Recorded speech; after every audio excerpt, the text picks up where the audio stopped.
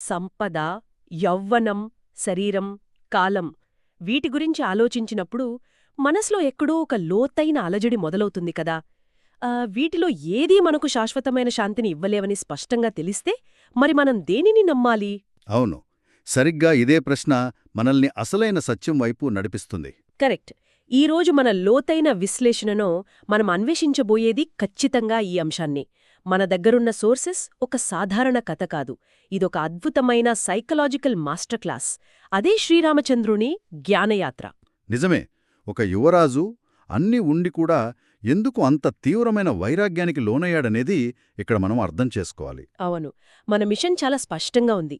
ఆ అయోధ్య రాజసభలో అలుముకున్న నిశ్శబ్దం గురించి, ఆ యువరాజు ఆలోచనలు నేటి ఆధునిక జీవితాల్లోని ఒత్తిడికి ఎలా అద్దం పడుతున్నాయో మనం డీకోడ్ చేయబోతున్నాం. ఆ రాజసభలోని నిశ్శబ్దం ఏదో కోల్పోయినందుకు వచ్చిన బాధ కాదు, మనిషి జీవితాంతం దేని వెనుకైతే పరుగులు తీస్తుంటాడో ఆ విషయాల పట్ల స్పష్టత వచ్చిన తర్వాత ఏర్పడిన ఒక డిటాచ్మెంట్ అది. ఎగ్జాక్ట్లీ. అయితే ఈ సోర్స్ మెటీరియల్ చదువుతున్నప్పుడు నాకు మొదట అనిపించిందేంటంటే, మనం ఒక సాధారణ మనిషిగా ఆలోచిద్దాం. ఎవరైనా మొట్టమొదట వెతికేది సెక్యూరిటీ. అవును, భద్రత. భద్రతకు అతి పెద్ద సాధనం సంపద.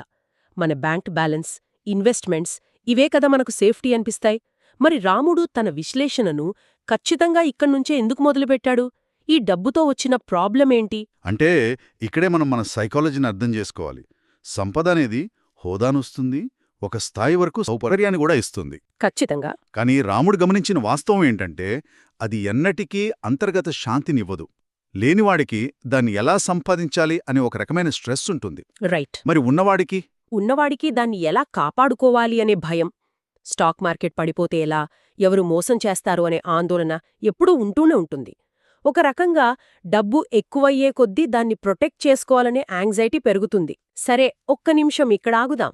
ఇది వినడానికి బాగానే ఉంది, కానీ ప్రాక్టికల్గా ఆలోచిస్తే డబ్బు లేకపోతే కనీస అవసరాలు కూడా తీరవు కదా. అవును, తీరవు. మరి డబ్బు శాంతినివ్వదు అంటే అందర్నీ డబ్బు వదిలేసి అడవులకు వెళ్ళిపోమంటున్నాడా? ఇదొక రకమైన నెగటివ్ ఆలోచనా విధానం కాదా? చాలా మంచి పాయింట్ రైజ్ చేశారు. ఇక్కడే చాలామంది కన్ఫ్యూజ్ అవుతారు. కానీ మనం సోర్స్ మెటీరియల్ని లోతుగా గమనిస్తే రాముడు సంపదను ద్వేషించమని ఎక్కడా చెప్పలేదు. ఓ, అలాగా? అవును, సంపద అనేది కేవలం ఒక టూల్ మాత్రమే. అది ధర్మానికి, బాధ్యతకు, ఇతరులకు సహాయపడ్డానికి ఉపయోగపడినంతకాలం చాలా అద్భుతమైనదే.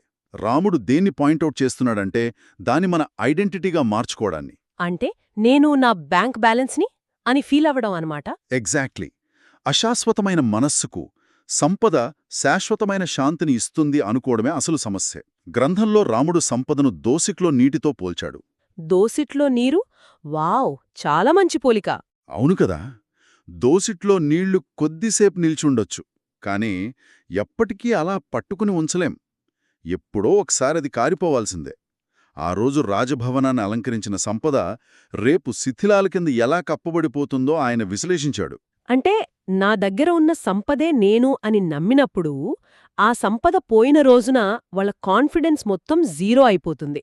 భయానికి మూలం డబ్బు కాదు, ఆ డబ్బు మీద పెట్టుకున్న అటాచ్మెంట్. 100% నిజం. సరే, ఇది నిజంగా కళ్ళు తెరిపించే విషయం.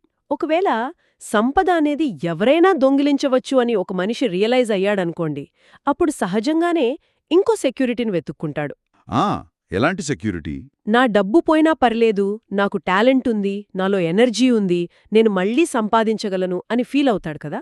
అంటే తన సొంత యౌవ్వనాన్ని లేదా ఎనర్జీని నమ్ముకుంటాడు. దాన్ని ఒక సేఫ్టీ నెట్గా చూస్తాడు. అవును, అది చాలా కామన్. మరి దీన్ని కూడా రాముడెందుకు ప్రశ్నించాడు? మెరుపుతో పోల్చాడు. ఆకాశంలో మెరుపు అంటే చాలా ప్రకాశవంతంగా ఉంటుంది, కాని క్షణకాలమే. సరిగ్గా చెప్పారు. అది ఎంతసేపుంటుంది? ఒక క్షణం మాత్రమే. యవ్వనం కూడా అంతే. కాని మనం యవ్వనంలో ఉన్నప్పుడు మన బ్రెయిన్ ఒక విచిత్రమైన భ్రమని క్రియేట్ చేస్తుంది. ఎలాంటి భ్రమ? నాకింకా చాలా టైం ఉంది, నేనెప్పటికీ ఇలాగే స్ట్రాంగ్గా ఉంటాను అనే ఒక మత్తులోకి తీసుకెళ్తోంది. ఆ మత్తులో పడిపోయి అసలైన జ్ఞానాన్ని పోస్ట్పోన్ చేస్తాడు మనిషి. ఇక్కడే అసలైన ఆసక్తికరమైన విషయం దాగి ఉంది అనిపిస్తోంది నాకు. దీన్ని మనం నేటి ఆధునిక సమాజంతో లింక్ చేసి చూస్తే నేటి సొసైటీ మొత్తం ఈ యౌవ్వనం, అందం చుట్టూనే కదా తిరుగుతోంది. అవును, Instagram filters, anti ageing creams ఇవన్నీ ఆ భయంలోంచి వచ్చినవే కదా. ఖచ్చితంగా ఎక్కడ వయసైపోతుందో అన్న భయం. యువత అంతా ఎక్కడ వెలుకబడిపోతామో అని పిచ్చిగా పరుగులు తీస్తుంటే, పెద్దవాళ్లేమో ఇక సమాజంలో మాకు వాల్యూ లేదేమో అని భయపడుతున్నారు. అందుకే దీన్ని మనం విశాల దృక్పథంతో చూడాలి. రాముడు యవ్వనాన్ని ఎంజాయ్ చెయ్యొద్దు అనటం లేదు. అంటే ఆయన దాన్ని వ్యతిరేకించడం లేదా? లేదు, ఆ యవ్వనమిచ్చే మత్తులో ఎందుకు గుడ్డిగా మారిపోతున్నారు అని ప్రశ్నిస్తున్నాడు. బలాన్ని ఇతరులకు చేసే సేవగా, అందాన్ని ఒక వినయంగా ఎలా మార్చుకోవాలో ఆయన వివరిస్తున్నాడు. ఆ ఎనర్జీని అంతర్గత క్రమశిక్షణగా మార్చుకోవాలి. రైట్. అంటే ఒక ఫౌండేషన్ బిల్డ్ చేసుకోవడానికి వాడుకోవాలి. సరే, ఇప్పుడు లాజికల్గా ఆలోచిస్తే యవ్వనమనేది కేవలం ఒక దశ మాత్రమే. అవును, ఒక ఫేజ్. మరి ఆ ఫేజ్ని అనుభవించేదేది మన శరీరం కదా. యవ్వనం గురించి విశ్లేషించిన వెంటనే రాముడి దృష్టి శరీరం వైపు ఎందుకు మళ్ళిందో ఇప్పుడు నాకు స్పష్టంగా అర్థమవుతోంది. ఇదొక లాజికల్ చైన్ అండి. సంపద అనేది బయటుంటుంది, యవ్వనం అనేది ఒక దశ. కానీ ఈ రెండిటిని అనుభవించేది ఈ భౌతిక శరీరమే. కరెక్ట్. మనుషులు చాలా సులభంగా శరీరాన్ని నేను అని డిసైడ్ అయిపోతారు. కానీ రియాలిటీ చెక్ చేసుకుంటే శరీరం చాలా పిలుసైనది. అవును, దానికి ఏమాత్రం స్వతంత్రం లేదు కదా. మనం తినే ఆహారం, నిద్ర మీద ఆధారపడి ఉంటుంది. చివరకు ఒక చిన్న దోమ కుట్టడం మీద కూడా ఆధారపడి ఉంటుంది అంటారాయన. నిజమే. మనం 25 వయసులో ఉన్నప్పుడు నేను ఇన్విన్సిబుల్, నన్నెవ్వరూ ఆపలేరు అని ఫీలవుతాం. కానీ రాత్రి పడుకునేటప్పుడు మెడ కొద్దిగా వంకరగా పెట్టి పడుకుంటే చాలు, వారం రోజులపాటు నొప్పితో విలవిలలాడిపోతాం. సరిగ్గా చెప్పారు. ఒక చిన్న అనారోగ్యం లేదా తలనొప్పి వస్తే చాలు, మన గర్వం మొత్తం ఒకేసారి మాయమైపోతుంది. అవును, అప్పుడు అర్థమవుతోంది మనం ఈ మెకానిజంని ఏమాత్రం కంట్రోల్ చేయటం లేదని. ఈ విషయాన్నే రాముడు చాలా సూక్ష్మంగా విశ్లేషించాడు. మనుషులు పడే బాధంతా ఎక్కడ్నుంచి వస్తుందంటే, ఈ పెళుసైన శరీరాన్నే తమ పూర్తి అస్తిత్వంగా భావించడం వల్లే వస్తుందని ఆయన గ్రహించాడు. అంటే ఎవరైనా మనల్ని పొగిడితే గాలిలో తేలిపోవడం, విమర్శిస్తే కుంగిపోవడం అంతా ఈ బాడీ ఐడెంటిటీ వల్లే అంటారా? ఎగ్జాక్ట్లీ. ఇక్కడే గ్రంథంలో ఒక అద్భుతమైన కాన్సెప్ట్ వస్తుంది. రాముడులో ఉదయించిన ఒక మైండ్ బెండింగ్ ప్రశ్న అది. ఓ, ఆ ప్రశ్నేంటి? శరీరం ఎప్పుడూ ఒకేలా ఉండదు కదా. బాల్యంలో ఒకలా ఉంటుంది, యవ్వనంలో ఒకలా ఉంటుంది, వృద్ధాప్యంలో మారుతుంది. మరి ఎప్పుడూ మారుతూ ఉన్న ఈ శరీరాన్ని నిరంతరం గమనిస్తున్న చైతన్యం ఏది? వావ్! అంటే మనం సినిమా హాల్లో కూర్చుని స్క్రీన్ మీద జరిగే మార్పులని చూస్తున్నట్లుగా లోపల ఎవరో ఉండి ఈ శరీరం మారగాన్ని గమనిస్తున్నారన్నమాట. అవును, సినిమా మారుతూ ఉంటుంది కానీ చూసేవాడు మారడు కదా. ఆ మార్పును గమనిస్తున్న నేను, అంటే ఆ అవేర్నెస్, ఈ శరీరం ఎలా అవుతాను అనే క్లారిటీ రాముడికొచ్చింది. This is brilliant. అంటే ఇదంతా ఒక స్టెప్ బై స్టెప్ ప్రాసెస్. సంపద అనేది చేతులు మారుతుంది కాబట్టి అది ఫేక్ సెక్యూరిటీ. యవ్వనం కరిగిపోతుంది కాబట్టి అది టెంపరరీ. శరీరం కేవలం ఒక మెషీన్. కరెక్ట్. మరి ఈ మార్పులన్నీ జరగడానికి కారణమేంటి? ఇవన్నీ ఎందుకు కరిగిపోతున్నాయి? దీని వెనుక ఉన్న ఆ అదృశ్య శక్తి ఏది? అదే కాలం. ఇక్కడే ఈ తార్కిక ప్రయాణం అత్యున్నత శిఖరానికి చేరుకుంటుంది. సంపదను పోగొట్టేది, యవ్వనాన్ని లాక్కునేది, శరీరాన్ని క్షీణింపజేసేది అంతా కాలమే. అంటే కాలం ఎవరితోనూ బేరసారాలు ఆడదు అంటారు. ఖచ్చితంగా అది ఒక అన్డిఫీటెడ్ ఫోర్స్. రాజులు, గొప్ప రాజ్యాలు, నగరాలు అన్ని కాలగర్భంలో కలిసిపోవాల్సిందే. ఎవరూ నిన్నటిని దాచుకోలేరు, రేపటిని సొంతం చేసుకోలేరు. ఈ పాయింట్ వింటుంటే నిజంగానే ఒళ్ళు జలధరిస్తోంది. కాలం ఎప్పుడు నేను వస్తున్నాను అని అరిచి చెప్పదు కదా. అది నిశ్శబ్దంగా తన పని తాను చేసుకుపోతోంది. ఒక నిశ్శబ్ద పాలకుడు. అవును, మనం శాశ్వతమనుకుని కట్టే పెద్ద పెద్ద కట్టడాలను కూడా కాలం కేవలం జ్ఞాపకాలుగా మారుస్తుంది. కానీ ఇక్కడే నాకొక సందేహం వస్తోంది. ఇది కొంచెం డార్కుగా లేదా?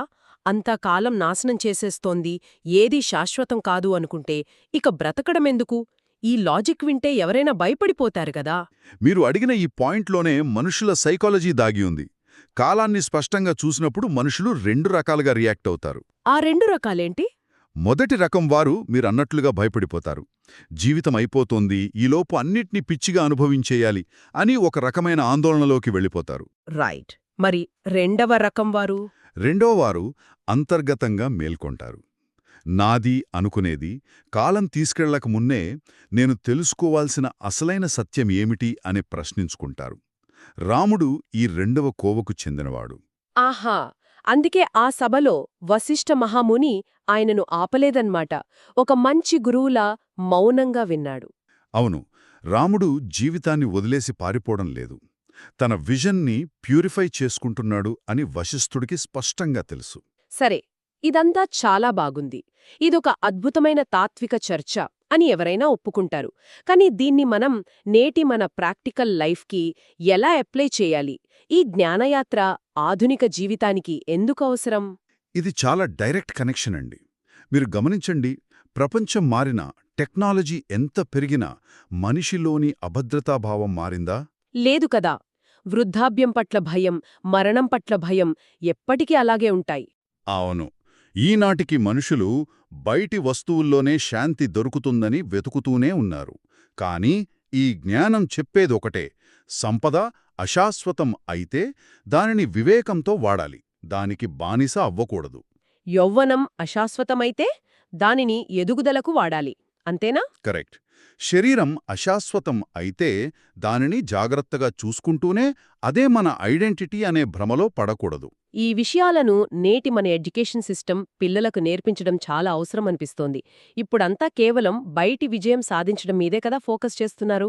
అవును, సక్సెస్ ఒక్కటే కాదు, అంతర్గత స్థిరత్వం ఎలా సాధించాలో కూడా నేర్పించాలి. పరిస్థితులు ఎలా ఉన్నా మైండ్ని ఎలా బ్యాలెన్స్ చేసుకోవాలో ఈ సంభాషణ మనకు నేర్పుతుంది. సో మొత్తం చర్చను మనం సంగ్రహిస్తే మనకు దొరికిన సారాంశమేంటంటే, సంపద శాశ్వతమైన ఆశ్రయం ఇవ్వలేదు, యౌవ్వనం నిలిచి ఉండదు, శరీరం శాశ్వతమైన గుర్తింపు కాదు, కాలాన్ని ఓడించడం అసాధ్యం. అవును, ఈ స్పష్టత వచ్చిన తర్వాతే అయోధ్య సభలో నిశ్శబ్దం మరింత గాఢంగా మారింది. రాముడు అడిగిన ప్రశ్నలు జీవితాన్ని వదిలేయడానికి కాదు, జీవితాన్ని స్పష్టంగా చూడటానికి అని అందరికీ అర్థమైంది. ఇదొక అద్భుతమైన రియలైజేషన్. అయితే ఈ చర్చను ముగించే ముందు ఒక బలమైన, లోతైన ప్రశ్నతో మిమ్మల్ని వదిలేయాలనుకుంటున్నాను. ఆ ప్రశ్నేంటో చెప్పండి.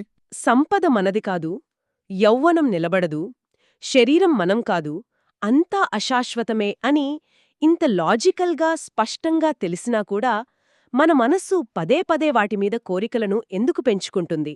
నిజంగా అదొక చాలా ఆసక్తికరమైన మిస్టరీ. అశాశ్వతమైన వాటి చుట్టూ తిరిగే ఈ మనస్సు అసలు స్వరూపమేమిటి? ఆ మనస్సు అనే భ్రమను ఛేదించడమే తదుపరి జ్ఞాన అన్వేషణ. ఖచ్చితంగా మనం కూడా ఈ అన్వేషణను కొనసాగిద్దాం.